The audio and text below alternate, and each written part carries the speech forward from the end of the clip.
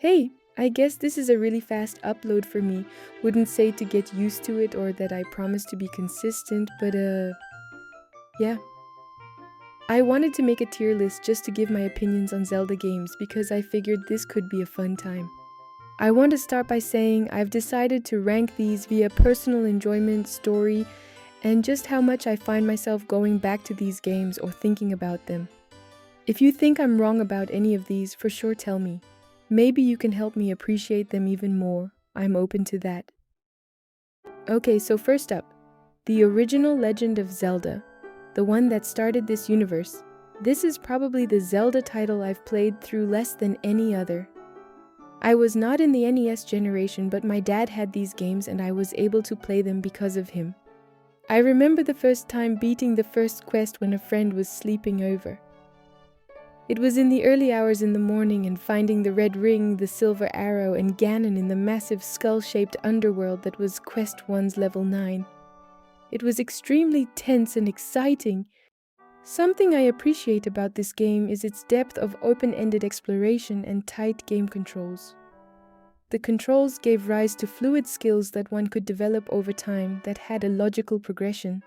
For example, mastering diagonal boomerang throws, or lining up a returning boomerang's flight path with an enemy, learning how to burn bushes more efficiently to find hidden entrances, striking an enemy while having full hearts and timing an about face such that your beam hits behind you. These things make for more immersive, fun gameplay in my eyes. Ultimately, memorization of the two quests led to developing better strategies to obtain key items sooner. The patterns that worked for me always emphasized items that granted special access, particularly the ladder and the power bracelet. Each quest would call for an early dash through the lost woods and the graveyard to nab the power bracelet early and open the warps.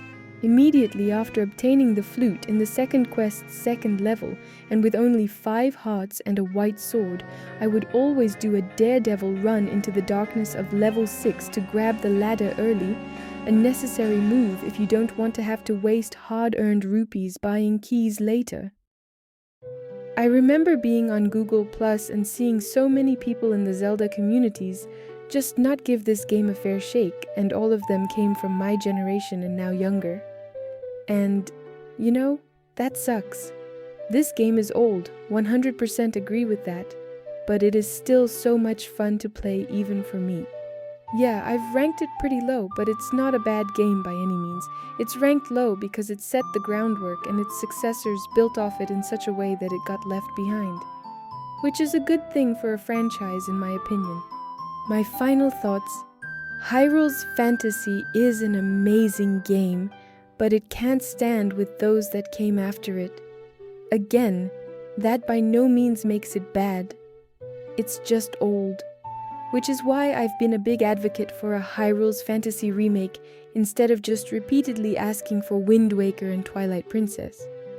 I think the story of the game, while simple for back then, now within the greater Zelda mythos, it makes it so much cooler because of the greater context surrounding this era of Hyrule that we didn't have before. We get to see Hyrule before its collapse from Ganon, and that's really cool to me. Link being this wandering traveler who runs into Impa and deciding to help bring peace to Hyrule simply because he was asked. That's awesome! Zelda shattering the Triforce of Wisdom to stop Ganon from getting it? That's awesome. This is also the most post-apocalyptic Hyrule we've ever seen. Next up, our final C tier, The Legend of Zelda, Oracle of Ages. Ages can be a nightmare even if you play it every day until you beat it. Forget trying to come back in after putting it down for a while. I remember being totally stuck at Zora Village, and I'm someone who has completed both quests of the original Zelda without a guide. Like, dude, seriously, Oracle of Ages is extremely obtuse at points and it can be pretty frustrating in my opinion. That all said, Ages is one of my favorite Zelda games because of its absolute cruelty. Oracle of Ages is an amazing game, but it is hard as hell, and as I said, infamously exhausting. I couldn't do more than 1 dungeon a day for this one. The dungeons are extremely good though, easily the hardest in the series in terms of puzzles, but the difficulty never gets in the way of them being fun, with the exception of Jabu Jabu, which might be my least favorite traditional dungeon in the series. Besides that, there isn't a ton to say. The Oracle games are pretty by the books. The overworld exploration is satisfactory and the story is good. Veran is a serviceable villain who makes her presence known, and she's one of the few female villains we have, so she gets bonus points for me. The idea of the villain building a tower to the heavens throughout the game is really cool. The Black Tower is easily one of the coolest locations in the series for me. The linked side quests are weird though. I didn't really understand the concept until, well, after I beat both games. So as for my final thoughts, great game. It's just extremely tedious. If it were less frustrating, it'd be higher on the list. Now we're entering the B tier, and our first up is Triforce Heroes. And I'm gonna say it now, I love this game to death. I've spent hours playing this with friends, and I think a lot of the hate it gets comes from people who didn't have friends to play the game with, to be completely honest. So then why is it in low B tier, Saria? Simple. Because the games above it, I just enjoy a lot more. That's really it. If the Zelda franchise wasn't full of good games, it'd be a lot higher. But it is a series with a lot of good games. The concept of Three Musketeers Zelda is extremely cute and fun. The way this game plays is very reminiscent of Four Swords on the Game Boy Advance. Being a good team or killing your team is hilarious. The cool costumes and power sets are also amazing. I'm also a big fan of this game's story, unlike most people, and that's because I value the little things. This game perfectly encapsulates what it means to be the hero. This game is a perfect representation of that.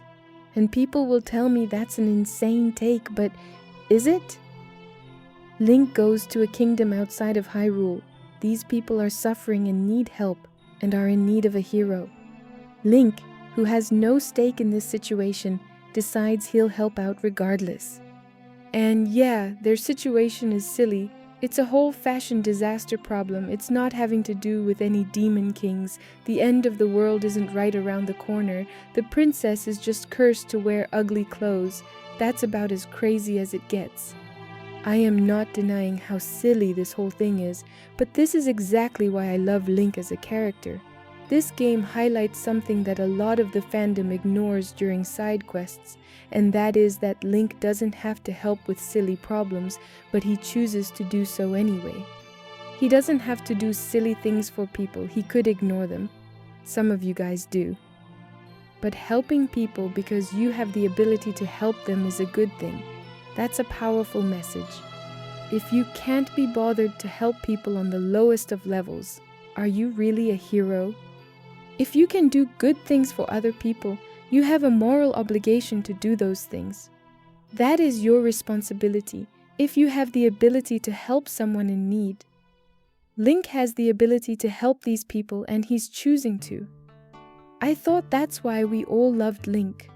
But then this game released and showed me I was wrong, and that the fandom only values his heroics if there's a demon to be slain, if he's not kicking ass saving the world. His story is pointless, apparently. It's a little sad, honestly. But that's a discussion for another day. Final thoughts. This game is extremely fun with friends, and the wide variety of abilities and skills you can obtain is amazing. If it still had online or was on other consoles, it'd be higher. Let's move on to our next entry. This is probably controversial, but we have The Adventure of Link next.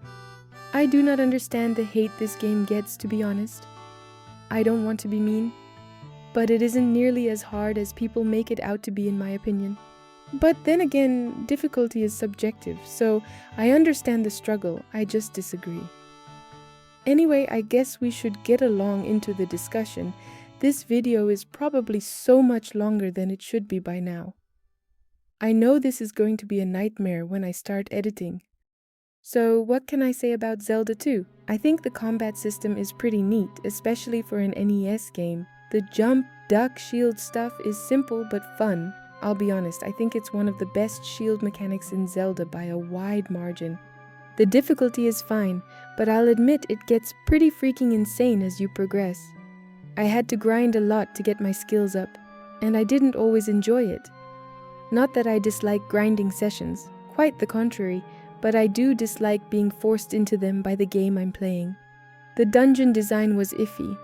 It was extremely easy to get confused and lost. I liked side-scrolling, but I did lose my way a fair bit, especially in the later dungeons. I didn't feel like I was exploring. I just felt lost. The thing I hate the most was upon death, returning back to the very beginning.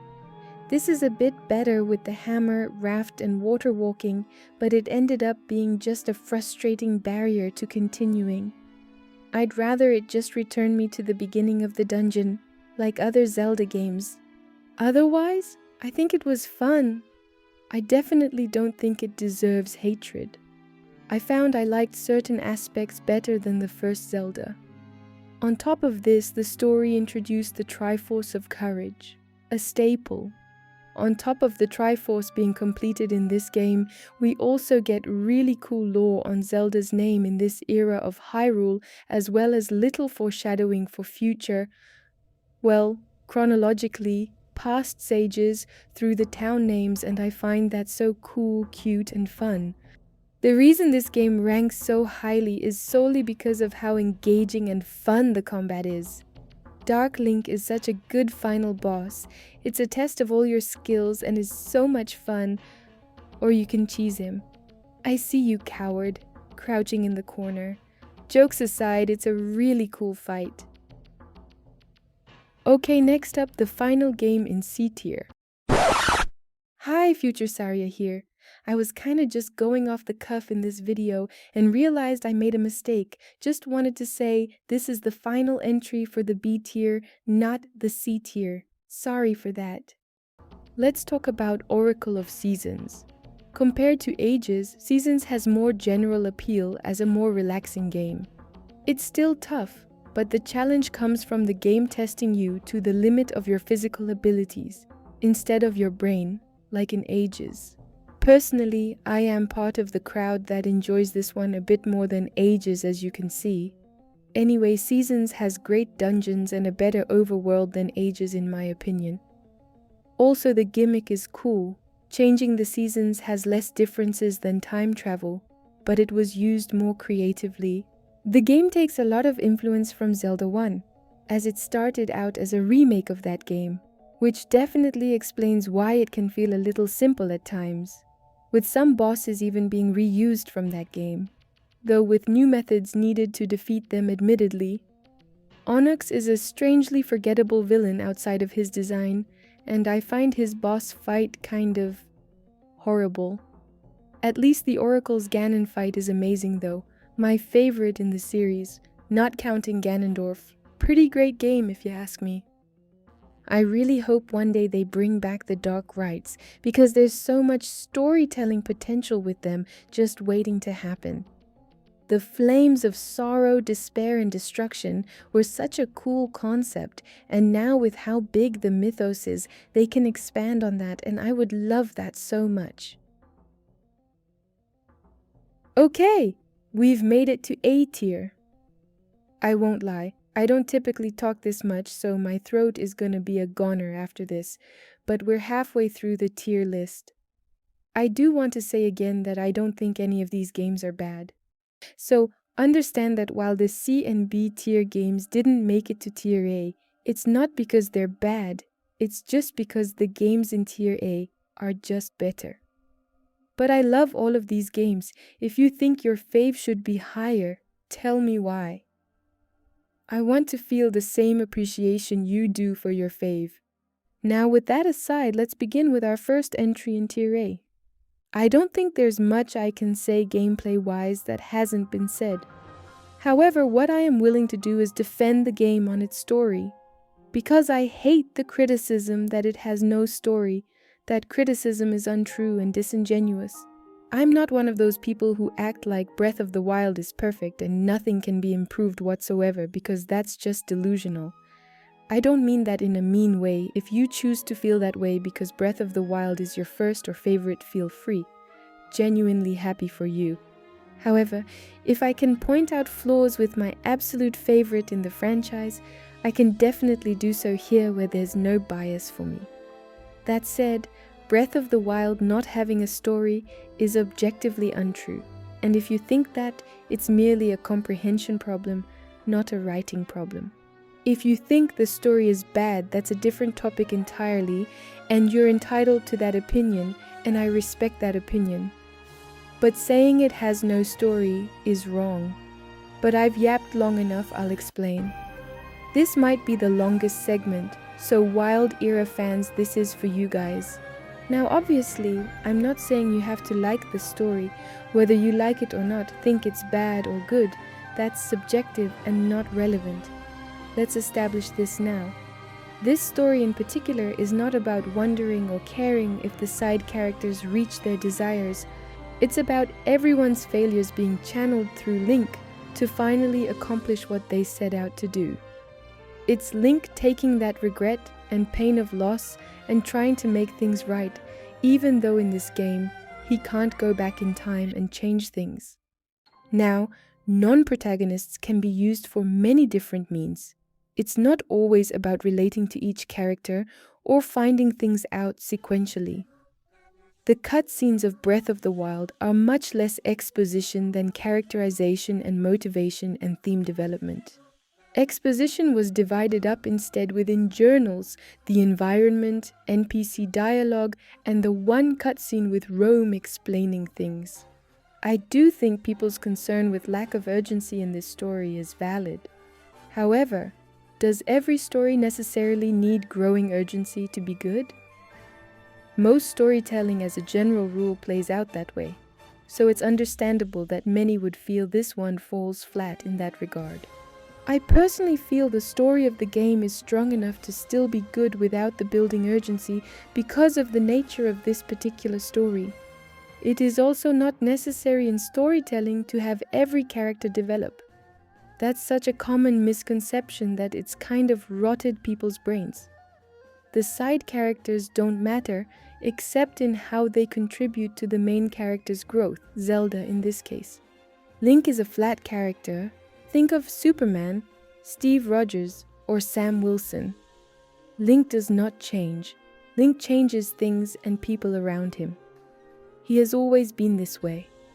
Also, not all characters need to develop. Another thing people don't understand, and I don't understand how this isn't known. For a story to have balance, some characters can develop and others not. It's not a rule that determines whether stories are good or bad. You don't care about Urbosa, Rivali, Daruk, or Mipha's development. You care about them because they were the friends of Link and Zelda, and they're gone. And for the people who say there are no thematic elements, did you really take time to enjoy the game? There are so many thematic elements in this game, so let's just name a few. The Silent Princess, learning to hone your strengths and use them to serve others, decay and rebirth, even down to the example of Tarry Town in the shadow of Akala Citadel. Corruption and vicious self-defeating cycles through the embodiment of Calamity Ganon. Love and sacrifice for others, learning to survive in the wild, paralleled with the Silent Princess surviving. Paralleled with Hyrule surviving despite the collapse, paralleled with Zelda surviving fighting Ganon. Finally becoming who you were training to be all your life through failures and setbacks. Never giving up even when all hope is lost, because you are the light that will shine down on Hyrule once again. There are many themes in this game. It's really beautiful in my opinion. I can't convince you to like something you don't like. And that's not why I'm here. You don't need a reason to like or even dislike anything regardless of what the internet will try to make you believe. However, the blatant false narrative that there is no story in Breath of the Wild is a pretty sad thing to hear. It makes me think people don't own a lot of novels and their main source of storytelling are movies and cartoons. I will say that the present time in Breath of the Wild may seem shallow compared to the past, and that's fair to feel that way. Age of Calamity was a hype fest, but I argue that this is not the case. It is simple, not shallow. Simple can be very good, and I think in this case it is. I think it is very effective to boil it down to the classic simple tale that it is. And in the great depths of lore and detail that comes in when you factor in the past, realize this is the culmination of everyone's work who went before you. Everyone who died for the cause, and now the one you love is trapped away. And you grow in strength and finish the ages' long fight and spark the rebirth of the kingdom. That is a story, and a pretty good one if you ask me.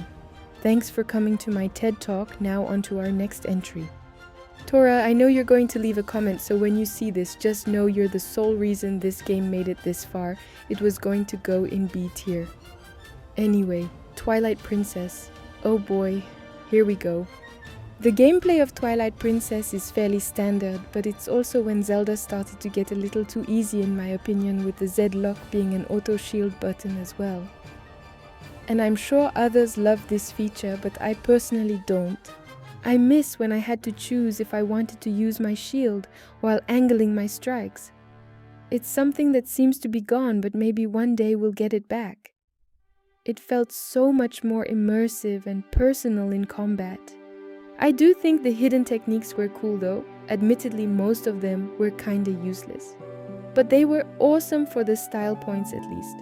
I do think this game gave us the best in-universe Epona call for links without an ocarina. I genuinely believe they should bring the horsegrass back and use it for more links so they can have Epona. Getting horses in the Wild era games is cute and all, but them also not being magical kind of sucks. I don't want Epona to be logical. Let her always come to me. That's why she's special. I think Twilight Princess has some of my favorite dungeon designs in Zelda. Not all my favorites, but some of them. Snow Peak is still one of the most memorable places in the Zelda mythos. On top of this, on your journey to the Master Sword, seeing the ruins of Old Castletown is extremely cool. And the story is, well, it's enjoyable for the first half and then things get super weird. Yes, I understand everything with Ganondorf and Zant. Yes, I understand everything with Zelda and Midna. And that's kinda the issue. For people who don't understand Force and all this other stuff in Zelda's magic system, the shenanigans that ensue in the second half of the game are extremely random and unexplained. I had someone tell me that it doesn't need to be explained, it's magic. And I was completely bewildered at this. And I'll be honest, the only thing going through my head when I heard this was, please never write a book. Because that's actually such an horrendous line of thought. That is how hack writers think. If anything can happen without explanation, it gets extremely hard to get invested in things. Like, dude. Anyway, I see the boring first few hours of the game as a strength. It establishes Link as part of a community, and I like the story elements of restoring a community. But these are elements which were better done in preceding games, in a fraction of the runtime, and without repetitive bug hunts. I wasn't a fan of how Midna's extent of moral ambiguity reflected on how powerful objects like the fused shadows are, and how dangerous they would be in the wrong hands, because nothing ever comes of this. Zant and Ganondorf are boring evil characters. They're not complicated. They possess no positive or redeemable qualities. And yes, I expect this of Ganondorf. He's a liar and a cheat. But that aspect makes him interesting, and it's not there in Twilight Princess. He's just the big evil boss man. He sits and waits. He does nothing else. His presence isn't really felt. The fact is, this game was specifically developed in the mold of Ocarina after the less than enthusiastic reception of Wind Waker in the West. Their goal wasn't innovation. It starts by following the same template of dungeons, getting the Master Sword, and then a twist setting up the next dungeons. You continue to get regular indulgent doses of Nintendo 64 fan service with the Temple of Time and Skull Kid. The game noticeably improves in the second half, where it begins to throw some new concepts at you, with Snow Peak Mansion and the City in the Sky, both amazing dungeons with incredible designs. But it rather unfortunately returns to the tired OOT mold in the end, with the formatting of the final showdown with Ganondorf. Twilight Princess is a decent game, and I've done several playthroughs, but its adherence to recreating OOT and its own unique problems make it extremely exhausting for me. But obviously I don't think it's a poor game or it wouldn't be this high. It's just kinda janky. It's like that one friend from school who only brings up those moments when you were younger and can't catch the hint that you're ready to leave the discussion or talk about something new. And yes, those were my final thoughts on Twilight Princess. I don't think it's the best that Zelda has to offer like some of the fandom does. In fact, I disagree pretty greatly with that sentiment. But I do understand feeling that way. I get why it's loved. Next up, we have Ocarina of Time. There's not much I can really say about this game that hasn't been said. Are the controls clunky? Yeah, absolutely. Do I think the 3DS version is the best way to play it? 100%. But it's essentially the baseline. It is here because it kind of is the skeleton of modern Zelda, and the games here in A tier are the games that fit that skeleton, but don't quite knock me off my feet. Again, I have to stress this. These games are not bad, just not as great as others in my eyes. I am willing to hear your thoughts out. I will say I love Ganondorf in this game. He's an ever-looming threat, unlike in Twilight Princess. Ganondorf killed the Deku Tree. Ganondorf forged the letter from Ruto. Ganondorf tried to starve the Goron tribe to death. And once Link gets all the stones, it's revealed Ganondorf stopped chasing Zelda and followed him into the Temple of Time, leading to his 7-year reign. And it's all subtle. It isn't told to us. Once Ruto tells you she didn't write a letter, it either clicked for you or you focused on the dungeon. This is what I expect from Ganondorf. You can make him generic evil bad guy man, but you better make me believe he's a threat. Making him sit posed up in a chair is so silly. I don't care how cool he looks, he didn't do anything. How people think he's the best Ganondorf is super confusing. Anyway. Yeah, that's my final thoughts on Ocarina of Time. Solid game, the baseline for the modern 3D skeleton of the series. It's fun. I do think the remake is much better, but even on the Nintendo 64 or GameCube, I think you'd have a good time. I would recommend taking time to enjoy the music in Ocarina of Time, by the way. It's one of the highlights in that game. Anyway, time for the next game in this tier, and this will be pretty short. The Legend of Zelda: Four Swords. I remember putting so much time into this game after school and at sleepovers. It was so much fun. I'll be honest, there's not much I can really say here. Just that this game is a good time if you have friends. It's a game I think deserves more love and appreciation in this franchise, but that's not saying much because the top-down games pretty much get ignored by the fandom for the most part, which sucks, but that's how it goes, unfortunately. It's just the time we live in. Gamers are kind of spoiled. That's a topic for another day though, so I'll leave this brief and say my final thoughts are, if you enjoyed Minish Cap, you would enjoy this game as well. Very solid entry, I love it. Now we're at the end of A tier. Link's Awakening just barely missed the S tier and I feel bad for it, but the games up there are just amazing. So for now, let's talk about Link's Awakening. This is another one I feel I can keep relatively brief. It's rather fresh in people's minds thanks to the Switch remake, so I can relax my voice a bit. Thank Hylia. The first thing I love is the story. It really is a unique one for this franchise and potentially the most powerful in the franchise as far as pure plot goes. This game also represents a turning point in the series of having a very character-based story. As a little tidbit that is slightly relevant, the way the story is told is inspired by Twin Peaks, which the creators were watching at the time they created it. The next thing is level design. Yes, this game is hard. In fact, I have died more times on my second run than on my first. However, this game in being hard never gives the feeling of annoyance. The dungeons are also fairly unique and memorable, and for the first time in the series, the puzzles were particularly tough. If I could make one complaint, it's that how do I get to X location again is a question I have asked myself all too much when navigating the overworld. Overall final thoughts, it's an amazing game, a worthy sequel. I hope the Oracle games get a similar glow up in the future. Those are the games I think people should be asking for, not Wind Waker and Twilight Princess again, to be honest. Oh my people! We're finally done with the A tier. May the goddess Hylia smile down upon us. For me, it's a new day, so take this brief intermission to go grab snacks and whatnot. We're preparing for the S tier games.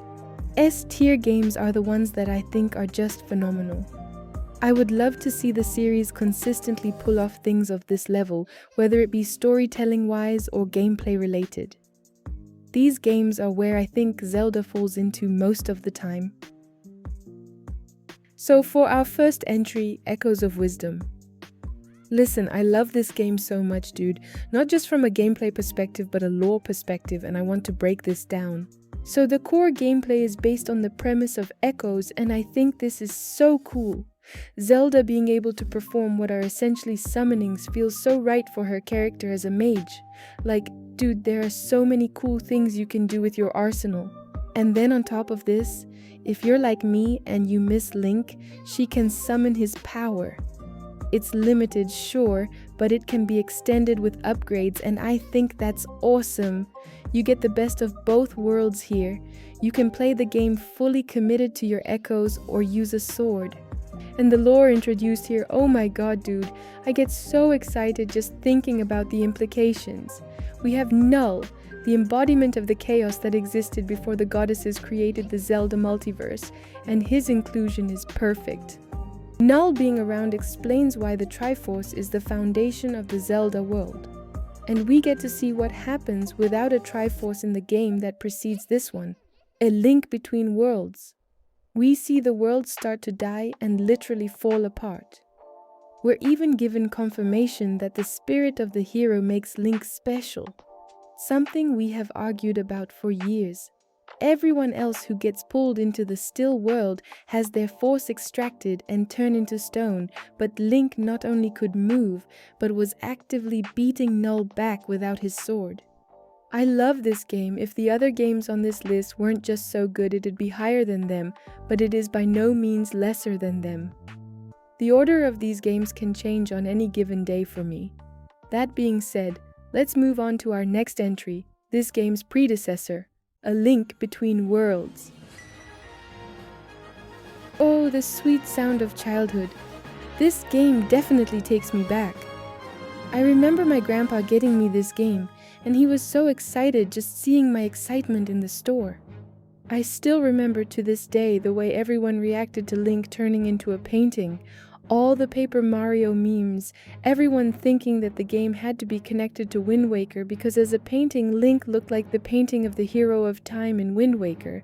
Such an exciting time as a fan. The extra additions to the Zelda cosmology were amazing. Lorule was such a cool addition to the lore. Listen, I'm going to be real with you, my fellow Hyruleans. We all knew this game was going to be up here. Some of you may find it criminal it's not higher. And I think that speaks for itself. I'll die on the hill that Tears of the Kingdom is better than Breath of the Wild, and I don't care what anyone says about it. I never hear anything outside of the fact that people don't like the cutscenes of the sages meeting their ancestors. That's it.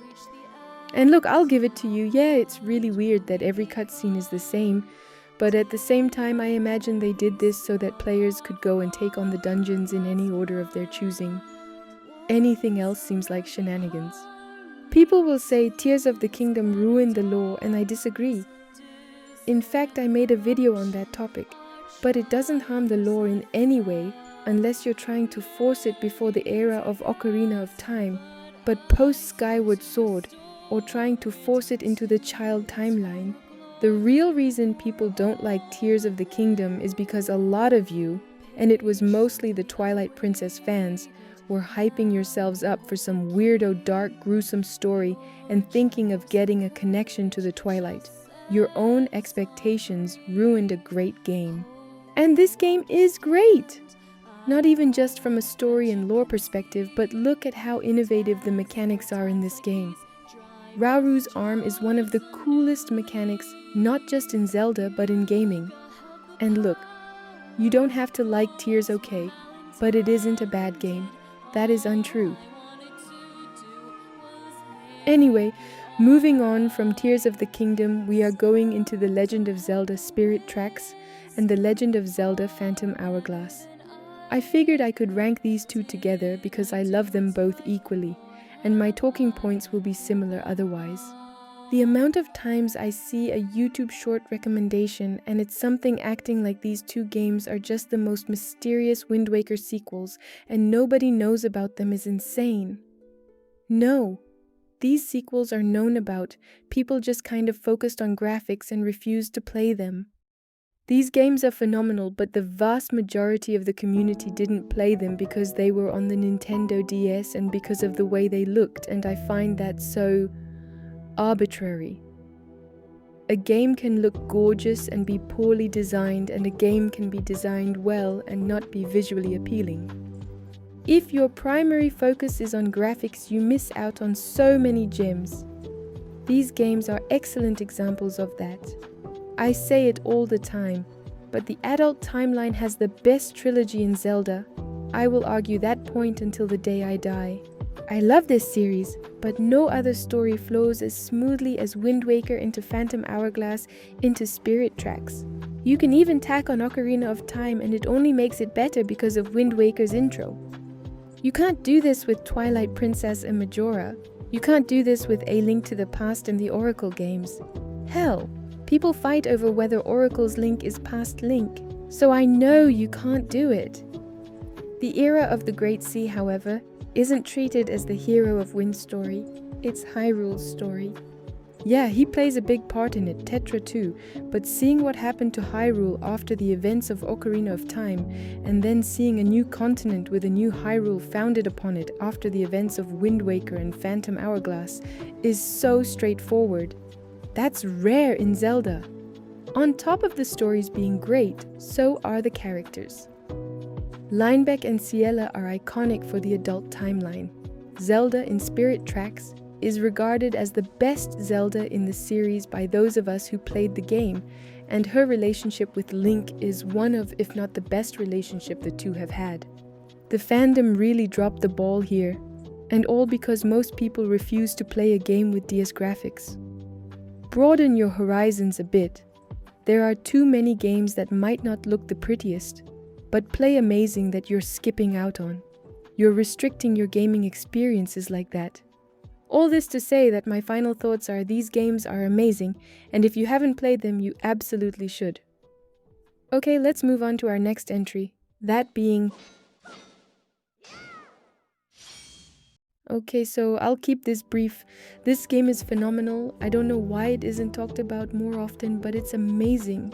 Like most 4-sword games though, if you don't have friends to play with, you probably won't enjoy this. But I had people to play with, so I got to have the complete experience, and it is so much fun. This game really makes me wish they'd do more with the 4-sword. Surely they can have Vati show up in the era of decline or the adult timeline. I find the story of this game pretty fun. It isn't anything too special, but I love it. But while we're talking about it, let's get something that bugs me out of the way because I see so many people push this idea. I don't know who started this thought process, but they must not have played this game. This game cannot be the sealing war that was talked about in A Link to the Past. It is literally impossible. Ganon in this game transforms not because of the Triforce, he doesn't even know of its existence. He transforms into a demon king because of the Dark Trident. Okay? Those events do not correlate at all. Secondly, this Ganon is a reincarnation of Ocarina of Time Ganondorf because he was killed in Twilight Princess. Even if you ignore the lore book, his history tells you he is not the same man. The Dark World in this game is not the same Dark World in A Link to the Past. This specific Dark World has to do with the Dark Mirror, not the Sacred Realm. Okay, now that I've cleared that up, let's move on to the final game in S tier. Majora's Mask is so precious to me, but by the gods, I hate how people view this game. It comes off as very childish. Which is ironic because the entire argument of these people is that they like mature stories in Zelda. Well, what do I mean? Am I saying it's not mature? I'll explain. I hate when people say, Majora's Mask is so dark, we need Zelda to be dark. Zelda should be dark. Because it tells me you missed the point. If this is you, you've lost the plot. Sure, when you look at the chaos Majora caused, the game is dark. I'm not disagreeing with you there. But that's kind of the case for every Zelda villain, is it not? What makes Majora special? That he was the second villain who wasn't Ganon? Because he wasn't the first. That's the nightmares in Link's Awakening. And if you want, you can even say Onyx and Varen. I digress. Yes, when you look at the bad things happening, sure it's dark, it's depressing. But let me ask you something. Have you ever stopped to look at the good things Link is doing? Has that ever crossed your mind while playing? Link saw a problem, and even though it was not his problem to fix, he fixed it. He stepped into shoes that did not belong to him, the butler's son, Darmani's, Mikau's, and he repaired their problems for their loved ones. It's really only with Café Egos and Skull Kid that Link saves them as Link. He chose to burden himself with this world's weight. You are a beacon of hope in a world that's ready to give up. Every action you make betters the world. I bet you're thinking it gets undone, am I right? Does it though? Think about the child timeline. The Gorons have Link's bow because they consider him a brother. Why? Well, even if the sages didn't awaken in that timeline, Link clearly went back and helped those people who needed him. He re-earned their trust. Do you think after seeing everything that happened in Termina, if everyone was reset to suffer, he'd actually let them? Because he wasn't tasked with getting all the masks, just Majora. Link getting all the masks, doing all the side quests, that's canon. Link canonically helps everyone who needs him. And if you think I'm overthinking it, the bow Link gives to the Gorons as a treasure is the one from Majora's Mask. Yes, he keeps his items when he resets, but tell me, after Majora is defeated, do you think Link left everyone in Termina to suffer their fates? No. Link defeating Majora likely fixed a lot of those issues that were caused, and I'd bet my left arm he fixed what didn't get undone. With that in mind, is Majora really that dark? Or is it as dark as any other Zelda game and you've just kinda over-exaggerated it? I'm going to hit you with a truth a lot of you need. Something being dark doesn't make it mature. Zelda is mature, but it's for everyone. It's like how people try to break Termina down into the stages of grief and look dude, I get it, truly I get it. I admire that analysis, but let's look at the bigger picture for a moment. The grief model is a representation of reality. This means that it's useful for understanding grief, but it's an oversimplified description of the grieving process, and it does not describe or predict all of the possible emotions. It was never intended to do that in the first place. It is important to emphasize that there is no right way to grieve. It is different for everyone. The way we experience grief is as individual as our lives. Trying to contain all of the emotional messages of Majora's Mask just to fit the framework of the grief model downplays the intricate layers of emotion in the game.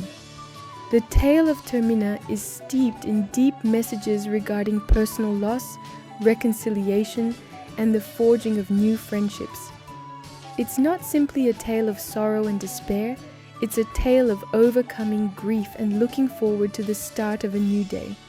One of the main aspects of Majora's Mask is helping those in need, but you're not simply doing it because you expect a reward.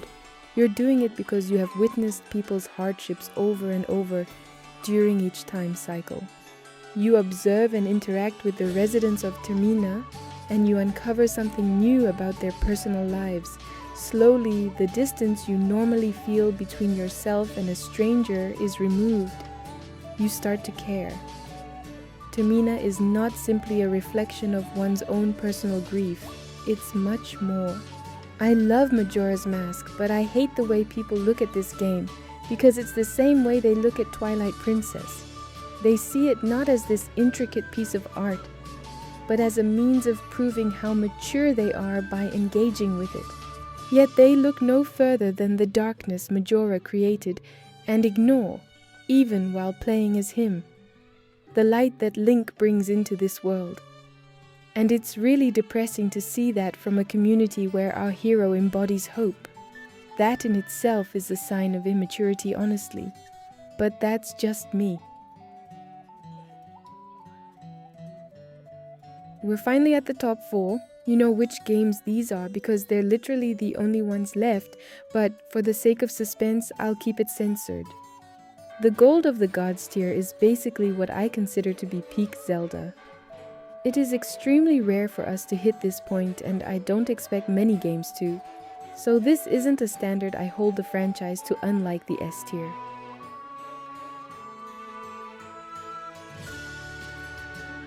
Starting off this tier, we have Skyward Sword, and I love this game even on the Wii. I never experienced the same problems I saw people say they had online, so I always assumed that people were exaggerating for the sake of getting internet points. Maybe they were valid, but I never experienced it. That sounds silly, but it isn't exactly new for this fandom, or any fandom honestly. For example, Navi and Fi are nowhere near as annoying as people make them out to be online. In fact, I'd say they're not bothersome at all. Skyward Sword's most annoying trait was that if I turned off my console, the game would treat every material as a new. Having to see Link do the pickup animation for something I have hundreds of was annoying, not Fi. Then there's Ocarina of Time. Was the water temple really that hard? No. You just played it as a kid and got lost, that's all. I did the same thing in Forest Haven, but as I got older, those dungeons weren't annoying. People blew these things out of proportion, but that's neither here or there. I don't have much to say on Skyward Sword. It's amazing! The introduction of Demise was one of the coolest additions to Zelda lore. I will literally fight on this hill till my last breath, and that final boss is still one of the best in the franchise by a long shot. Demise is cool, you just hate fun. This game was everything to me as a kid. My Game Boy Advance had two purposes, playing Minish Cap and playing Kirby. This game is perfect. That first boss fight is so memorable. If you haven't played this game, what are you even doing? Waiting for TP to get on Switch? Go play it! Vati is one of the coolest villains in the franchise, specifically in this game. His Hylian form looks so cool. I remember seeing him pop up on my first playthrough as a kid and thinking he was so overpowered after he took out the entire Royal Guard. Not even Ganondorf had such an entrance. One thing I'm still hoping for is that one day we will get a story about the hero of men. Now, will it be a bit weird? Sure, because the Picori sword gets busted and forged into the Four Sword, but it would still be really cool to see the Picori blade in action. The Wind Waker being in the top 4 was a given. I don't think I can give this game any more praise than I already have. Literally have an entire video dedicated to this, as well as Phantom Hourglass and Spirit Tracks. I love this game, it means so much to me. From gameplay to writing, it is perfect. The final game on this list is A Link to the Past. And I bet some people are surprised to see this above Wind Waker, but listen, I do prefer Wind Waker. But this game is so good. It's difficult but fair, the dungeons are amazing, and the story... I mean, what can I say about the story?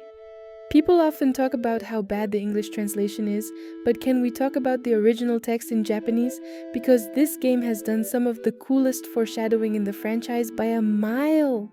We learned in this game that a divine oracle told the people to make a mighty sword long before the appearance of Ganondorf. So they did not create it by themselves in response to Ganon's rise to power like in English. So since the Master Sword debuted, we've known it is older than we expect. Especially since later the sages weren't even sure if it existed and had to search for it, which wouldn't make sense if they made it. We're also told that the blade is supposed to repel evil and anyone who would steal the Triforce, not just power granted by the Triforce. So it does not merely repel Triforce magic, it repels evil too, which again makes sense. Why can it match the Triforce, the flames of Din, Nayru, and Farore? Why does it repel evil? It was blessed by Hylia. Who is the divine oracle who told them to forge the sword? Zelda, who awakened as Hylia, and Fi told Link specifically. And this was all before the rise of Ganon, because the threat they faced wasn't Ganon, it was the Avatar of Demise. I don't care how anyone else feels about this series and its lore, stuff like this is why I absolutely love this franchise. This is the third game in the series. It released in 1991, and we got to see all this stuff come to pass in 2011 with Skyward Sword. That's so cool. Well, there you have it, my tier list for the mainline Zelda games. I didn't include the Warriors games or Cadence because I know they're a very sensitive topic for people, but if I had to rank them, it would be like this. I'll try to make this quick and speedrun it. Age of Calamity would be in the S tier. Everyone's criticism boils down to not wanting this story. And this would be fine, but then they act like it's poorly written because they didn't want this story. This fuels the idea in my mind that media literacy is dying in my generation. We need to make sure the next generation reads books. Thankfully, my parents, as strict as my mom can be, didn't mind me spending my free time in libraries. I love writing and storytelling. Analyzing media is fun for me. And look, you don't have to like this story. But that doesn't make it bad. Also, from an objective perspective, the game itself is good. It plays and functions as it should. And if you're going to scream about the extremely rare frame drops, then I want you to admit right now. Twilight Princess, Ocarina of Time, Majora's Mask, and Wind Waker are all bad as well. Deal? Well, what about the story? Saria, I don't like this story. That's fine. That is valid. You don't have to like the story. I'm not saying you have to like anything. However, not liking a story and it being well written are completely separate things. Age of Calamity is a well-written story. If Breath of the Wild is Link's story, Age of Calamity is Zelda's. We get to see her grow into the priestess of the land and even take leadership as the queen temporarily when her father is thought to be dead. And this progression is slow and understandable. Terako, her old childhood guardian, has traveled back through time powered by the Triforce to see her wish to protect everyone in this timeline come to fruition. Well, why doesn't she remember Terako? That's a plot hole. Let me stop you right there. No, it isn't. See, here's the thing. Everyone wants to praise Twilight Princess and Majora's Mask stories because they think those stories are super adult. But when they're faced with a story of a girl overcoming her past trauma, they completely lock up and can't comprehend what they're seeing. Ironic, isn't it? Zelda doesn't remember Terako because she subconsciously performed a mental block. And if you've dealt with immense trauma, you know exactly how this is like. You know this is a real thing that happens when dealing with traumatic memories. Her brain has stuffed memories of her past away that she just wasn't capable of processing, and it did this in an attempt to protect her and keep her safe on a mental and emotional level.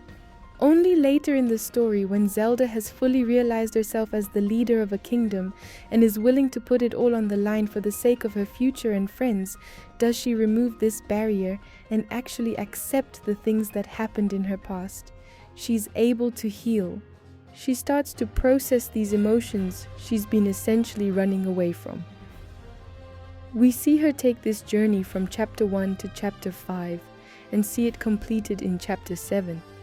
That is good storytelling, even if you don't like it. Oh, but Saria, surely a lore buff like yourself hates the lore contradictions, right? There aren't any. That's the thing the haters refuse to accept. This game doesn't contradict Breath of the Wild. The first thing it tells you is Terrako and Ganon traveling back in time changed this world. This is just how time travel works in Zelda. Unless you have precise control over the universe, you cannot travel to your own past. We've known this for years about Zelda.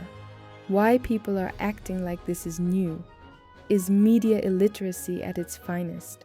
Skyward Link had precise control via the Time Gate. Ocarina Link did with the Master Sword, but was sent back via the Ocarina at the end. And if you're going to tell me he was sent to an exact copy of the timeline he left before pulling the Master Sword, newsflash, Zelda would be gone. Zelda had already left with Impa at this point, meaning Ocarina Link was sent to a timeline where he got all the spiritual stones, didn't need the Ocarina of Time, and Zelda was still inside the castle. That's the only way it would work, otherwise he'd be trapped in the Temple of Time. But speaking of time travel, this game also foreshadows events for Tears of the Kingdom. Another example of the excellent writing. Yunobo talks about how Link is the reason he's gotten somewhat braver, but he still has a long way to go, and look at him in Tears of the Kingdom. Tulin says he's going to master the Great Eagle Bow and surpass Tiba and Rivali, and we see a glimpse of his wind powers, and guess what? He surpasses both Rivali and his father in Tears. You don't have to like the story, but this story is not bad. That's so dishonest. Hyrule Warriors would also go in S tier, simply because it is a fantastic celebration of the series. Seeing so many characters from across the Zelda mythos is really cool, and the story is really fun. Cadence of Hyrule goes in Gold of the Gods tier. Love the music, it has a fun story, I love the DLC, it's a blast, and I always recommend it. It even randomizes the map every playthrough, so you can always get replayability out of it. Okay, now this is the actual end of the ranking. I hope you enjoyed, but before you click off, I would highly encourage you to stay until the end, so you can see what I'll be working on for the next video. And I say this because it will absolutely be a while before I release it. And I just want you to know if my channel is silent, it's because I'm working on this.